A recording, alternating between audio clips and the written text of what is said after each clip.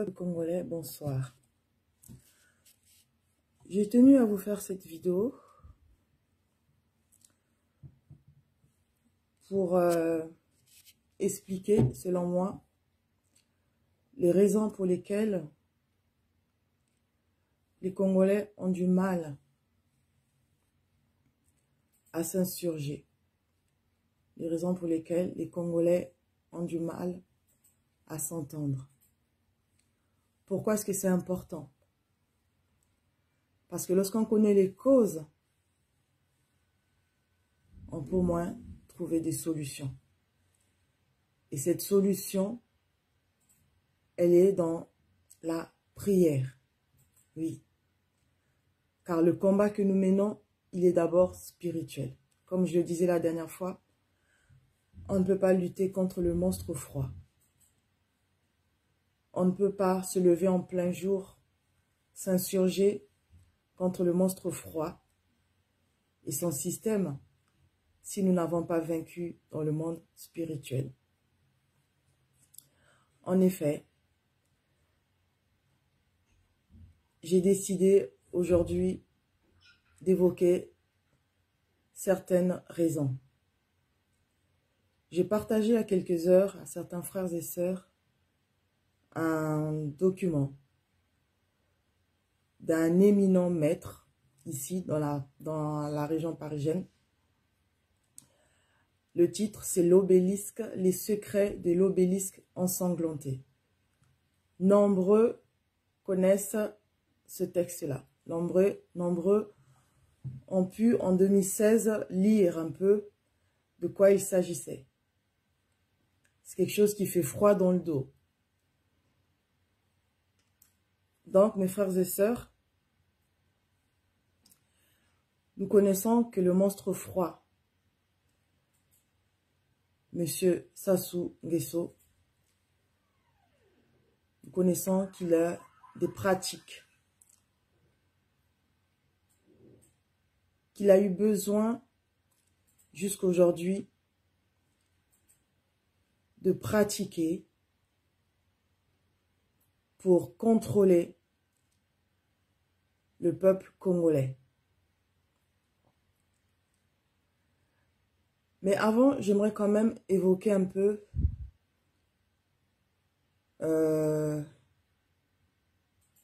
parler un peu de ce personnage-là.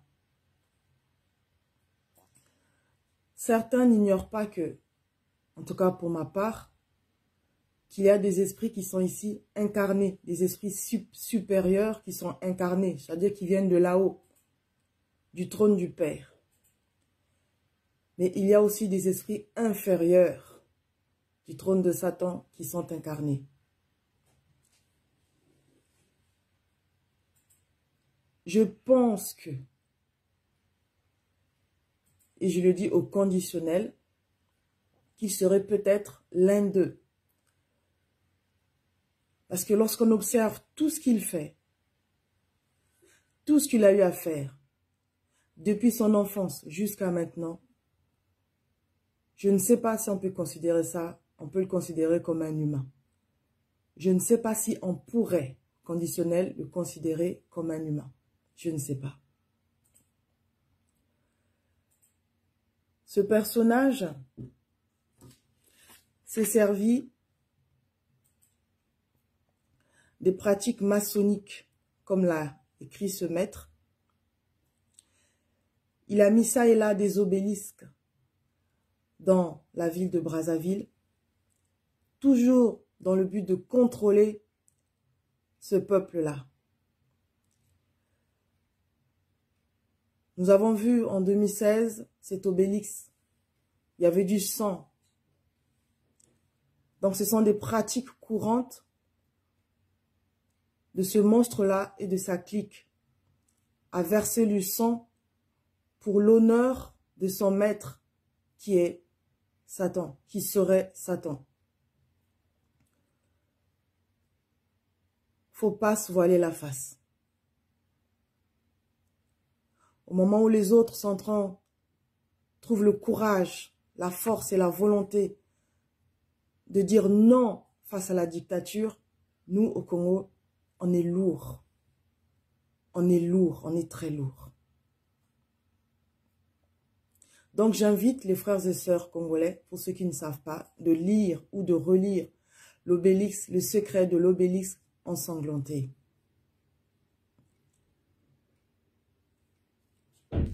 Monsieur le monstre froid, il a fait donc des alliances avec les esprits des eaux, les esprits de forêt, en tout cas, partout là où je pense, où il pouvait faire des alliances pour maîtriser ce peuple congolais, je pense qu'il l'aurait fait. Toujours au conditionnel. Donc, il a maîtrisé géographiquement la ville de Brazzaville par des rites sataniques, mais je pense aussi tout le Congo. D'où la difficulté, même dans nos diasporas, pourtant nous sommes dans la diaspora, nous sommes à l'étranger plutôt, à nous unir, à nous comprendre. C'est ce qui explique que même pour des broutilles, les gens s'emportent. Les gens se détestent.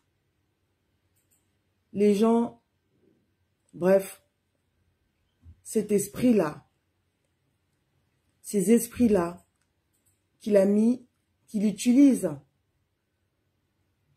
contre son peuple, contre nous empêchent vraiment de trouver des solutions, vraiment de faire quelque chose, de faire comme les autres peuples, notamment en Afrique de l'Ouest, comme au Mali.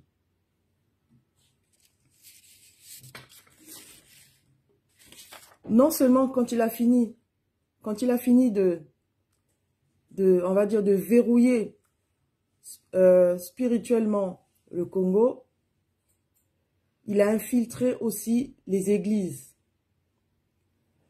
les dénominations, les associations à caractère spirituel.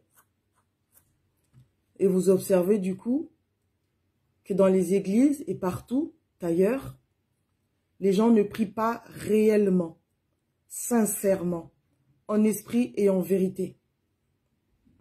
Parce que, pourquoi est-ce que je le dis? Si les gens priaient réellement et sincèrement, on s'en serait débarrassé de ce monstre froid et de sa clique depuis longtemps.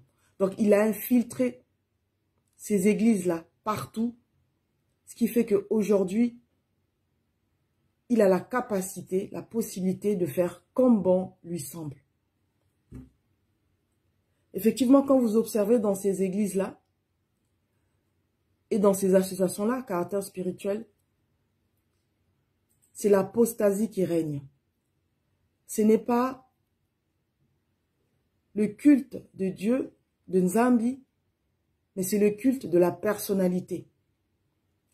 Et les pasteurs et les prêtres qui sont censés être des bergers à qui on a donné à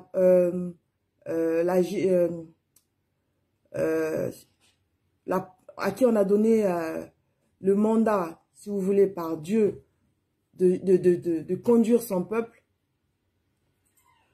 ces pasteurs-là sont devenus des loups.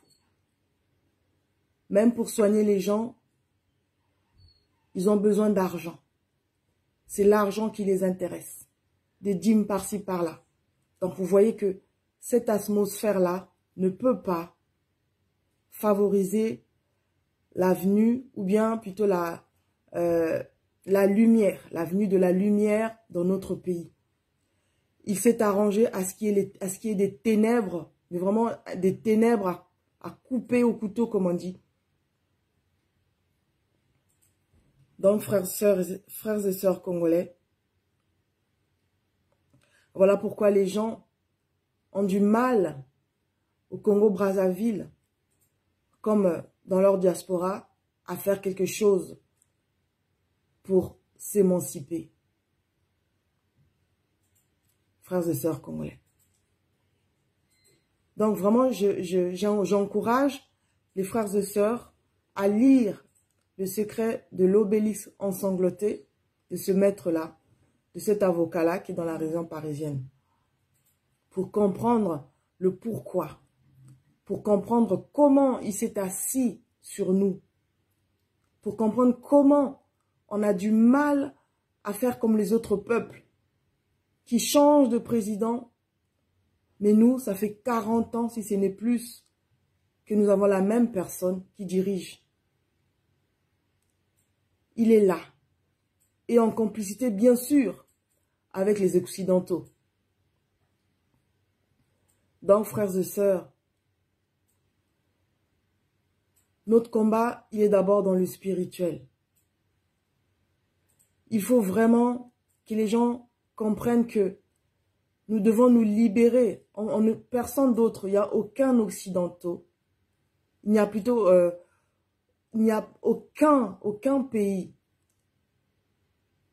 Je dis bien aucun pays dans le monde occidental ne peut réellement nous aider.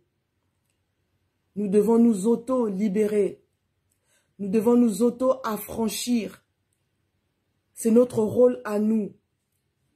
Et si nous avons bien compris d'où vient son pouvoir, nous pouvons nous aussi contre-attaquer spirituellement.